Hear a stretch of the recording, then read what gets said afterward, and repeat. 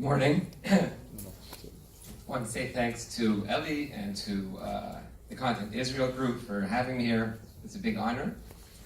And I'm learning a lot. I'm probably one of the least knowledgeable people in this room about marketing. I don't come from a marketing background. I don't work day to day in marketing. But I think that the Seeking Alpha story and how the company is involved perhaps provides some insights into a very specific trajectory that we've taken and where it's taken us. So a little bit of background. Seeking Alpha, our mission is to empower investors to make smarter investment decisions. We felt, founding the company back in 2005, so 13 years ago, that there was a lot of information available for investors, but that often that information was fraught with biases. It was difficult to reach. It often wasn't available for self-directed investors, only for investment professionals, and we set out to solve that problem. Our vision is to dominate the U.S. investment research by becoming the most profitable platform for research providers. So what does that mean? We saw that there was a dearth of research in a number of different areas, and yet there were people writing about those areas, but their writing was dispersed, it wasn't aggregated, and it was difficult to find. The specifics of that, for one example, it's very easy if you want to read up on Tesla or Facebook as an investment opportunity to do that, because there is just a ton of content out there. People have great interest in those companies. If you want to read up about a small Israeli biotech company, which has some binary event coming up, and you want to know, is this a good investment opportunity? What's the risk reward? Extremely difficult to find information. Not only extremely difficult to find information about that in sort of the retail investor market, really even in this institutional market, it's simply not available. The reason it's not available is the economics aren't there. In order for the institutions to provide research on a smaller company, there has to be sufficient demand in that company for them to justify the fairly large cost of putting paid analysts on that. We decided that that wasn't going to work, and that we thought there was a better way. The better way was to get the opinions of real investors rather than to look for paid analysts to help inform your investment decisions.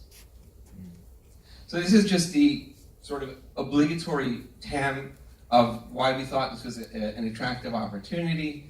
It's a big market. There are a lot of serious investors out there and a number of investment professionals. Today, launching a platform for all these individual investors, many of them investment professionals, many of them non-investment professionals, to provide their investment theses to their peers and to allow them to engage around that, has resulted in a aggregate contributor network that's larger than the entire sell side, which was the dominant research provider prior to Seeking Alpha. So what does crowdsourcing mean? What crowdsourcing means is as follows. The reason that you won't find research on the smaller stocks, you won't find differing opinions larger than stocks, is because of the economics and the biases. We felt that by taking a different approach, which is to get the voice of the investor rather than the voice of a paid analyst, you get a number of different advantages. Number one, you get breadth. Why? Because a paid analyst starts off with what they call in the industry a coverage list. He's assigned 10, 12, 15 stocks by his manager, and his manager says, you have to cover these stocks, you have to report, write a report when there's news on these stocks, when they report earnings, etc. They must have an opinion on that stock. That stock may or may not, their opinion may or may not be worthy, but it wasn't a blank page opinion. It's not somebody who started off with a blank page and said, I want to find an attractive investment opportunity, and I want to figure out how to make money from this opportunity. By flipping that on its head and saying, where are the people out there that are starting with a blank page, it became much more interesting. Now the question is, how do you get them providing content on your platform?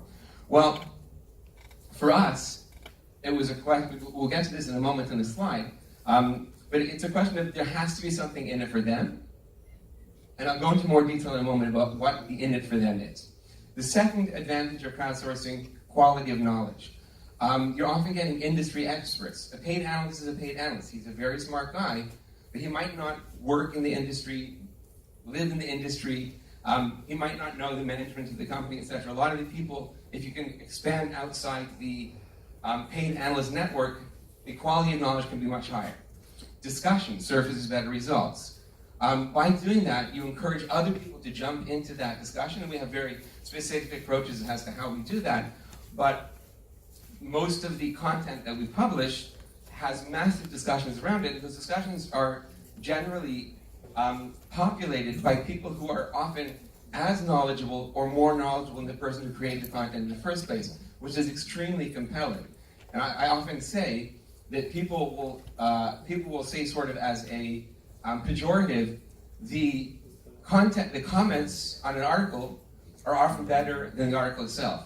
To which I reply, yes, I believe that's correct, and that's how it should be. I would expect, in a wisdom of the crowds model, that the larger you can expand the discussion to as many people as possible, you will get the impact of the shared knowledge of many people into what's the smart play here.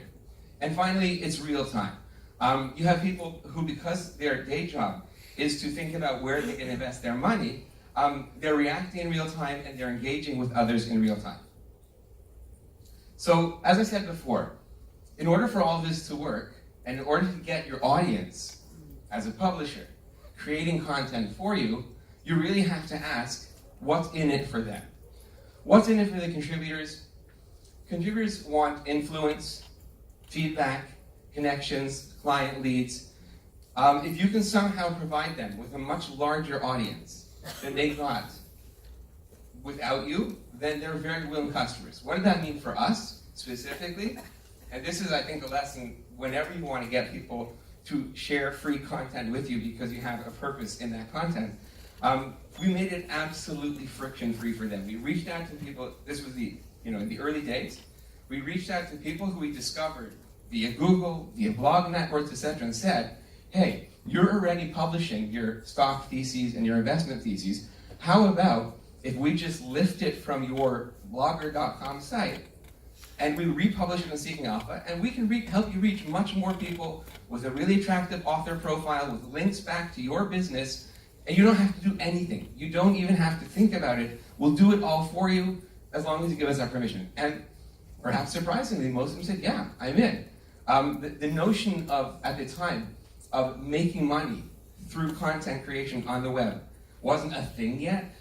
People weren't launching blogs to sell advertising on their blogs. There was no paid content models yet, and so they were really in it for these types of things: connections, client leads, etc. And they were very happy to do that as long as you reduced the friction, so that you didn't have to. Your ask from them was simply, "Could you please sign this form, verifying that you've given us permission to do that?" Readers want more coverage, multiple perspectives, and quality. This is something unique to Seek Alpha, and I won't dwell on it, but with any research provider, you usually get a single opinion. In fact, it's seen as not credible that your investment bank would have two opinions on the same stock. Make up your mind. Is it a good stock or is it not a good stock? On Seeking Alpha, we look to have variant opinions on a stock, and in fact, we embrace that and try and put that in front of our users because it's about making informed investment decisions rather than telling them what to buy and sell. And in the middle, what you have is that creates a virtuous circle. The more people that then buy into that model and produce content, the more you get a discussion happening around that content, the more readers come to the website, and it keeps getting bigger. What we discovered over time is that there's a fifth benefit that people are looking for in content creation, and that's money. if you want to get people who are already creating content to share that content with you, particularly if you want that content to be exclusive to you, then you have to figure out how to help them make money with that content as well. Our first play in this was a very simple play. 2011, we saw that what was true in 2005, that people weren't looking to make money off content creation on the internet, was no longer true. And in fact, there were opportunities to do so. How are we going to play in that? We also just felt that by aligning ourselves with this growing contributor base and making our profitability their profitability, they would be thinking about how they can be our ambassadors and our advocates. And so we introduced a fairly simple system which rewarded them in cash for helping us promote the platform, helping us provide investors with the relevant information that they're looking for. I won't go into the details about how that works, but it was a very powerful tool. And one thing that I'll call out there is the one learning that we had early on is that if you base some reward system on popularity, then you will get popularity. As Charlie Munger, a great investor, likes to say, incentives work. They work much more powerfully than you ever imagined they're going to work. And so you really have to think about what you're incentivizing. We had to change our incentive system to de-emphasize popularity and emphasize quality, because we felt we were getting more populist content than we wanted as a result of introducing the payment system, and less quality content than we wanted. And so we made some changes in order to incentivize that. This really takes us to, I think, what might be the most interesting part of Seeking Alpha for Content Israel marketing and what that meant for us as a company.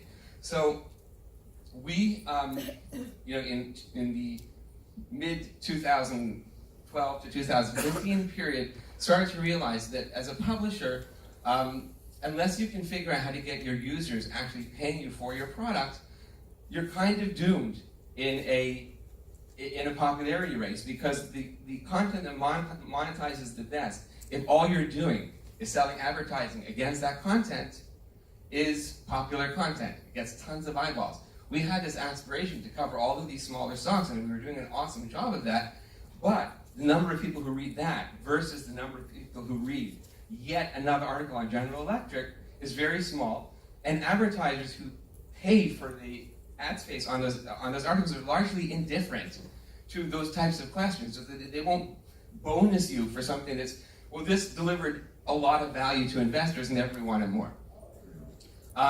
So we reached out to a small number of contributors who we felt had built really strong engagement on the platform.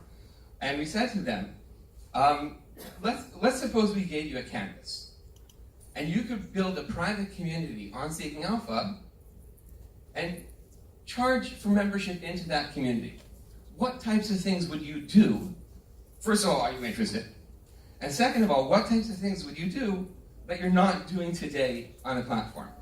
And basically almost everyone that we reached out to said, A, yes, I'm interested. B, the types of things that I would do are, on Seeking Alpha, I sort of share individual stock theses. I don't give my followers on Seeking Alpha access to my entire portfolio. I don't give them position weighting. I don't tell them when to buy and when to sell. I just tell them this is a stock and here's how I think about that stock. If I were empowered to build a private community, I would do all of those things. I would have a private chat room where we could share ideas in real time, etc. So we threw up a proof of concept in 2015, a very basic canvas, launched with about 10 contributors. And at the time I said to the team who was building this, which was a really small team, it was about 6 people, I said to them, okay, when we hit $100,000 in ARR, in annual recurring revenue, from these 10 guys who have launched their private communities on Seeking Alpha, we're all going to go out for dinner. Fine. I figured, don't know if we get there, and I don't know when we get there, but it seemed like a nice thing. We went out to dinner within 3 days of launching the platform. So it immediately took off. And in many ways has been, we've got a number of subscription products for users, but it was the one that had the most immediate impact. And the reason I believe it had the most immediate impact is because it really, the funnel had already been built. They had spent, many of them, 2, 5, 8 years building a funnel. And they had people who thought, this guy is a really smart investor. The second that they put out there, I am going to be launching a private community, and here's the things I'm going to be doing. And do you want to become a member of my private community? People were like, where do I put my credit card? I'm in. And what we found was, we tried different marketing tricks. We built like a fancy unit at the bottom of their articles where we had links to some of their paywalled content. We built dedicated landing pages, and thus far, fast forward to 3 years, thus far, the most powerful marketing thing that we've done on the marketplace is a single bullet at the top of the article. So at the top of a Seeking Alpha article, you typically have about 3 summary bullets, which helps the user decide, is this something I'm interested in or not? We experimented with adding a 4th bullet. And the 4th bullet would say something like, this article was shared a week ago with my private community. Click here to find out more. And it just cleaned the deck as far as anything else we had done, just reiterating and reinforcing the notion that once you've built that engagement, and once the people believe you know what you're talking about, they are more than happy, if they think that you've got something that's helpful to them, to take out their credit card and do it. What we have been much less successful in is trying to jumpstart that.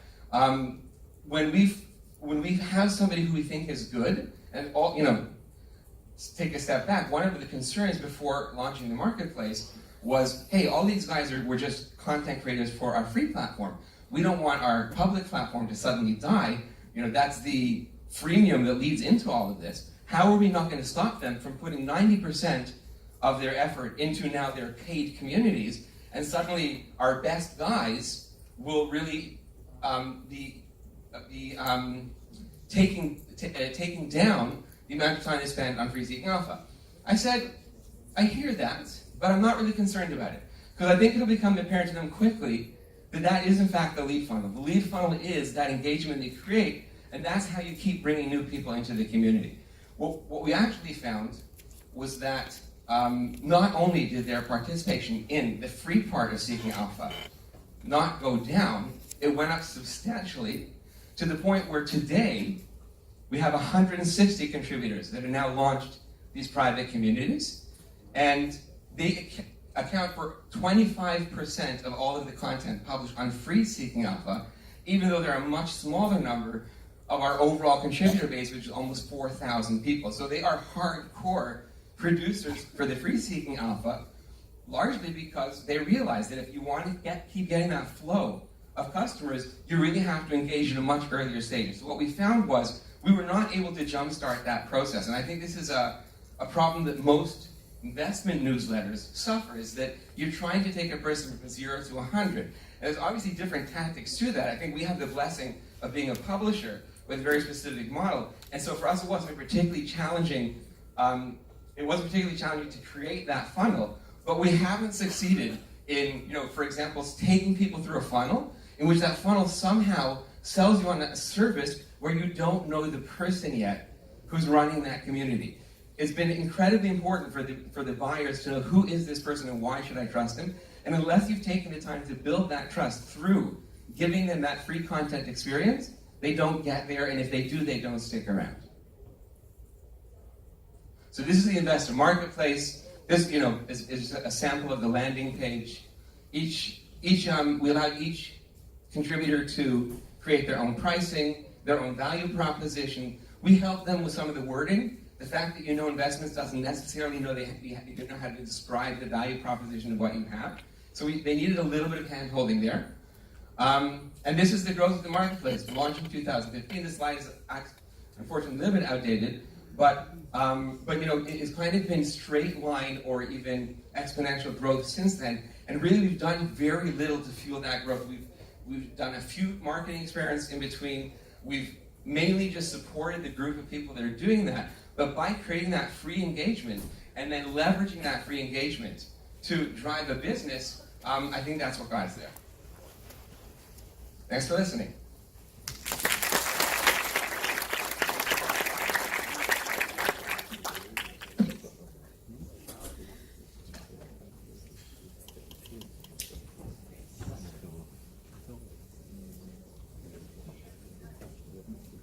Thank you so much, Ellie. Big round of applause for Ellie from Seeking Alpha.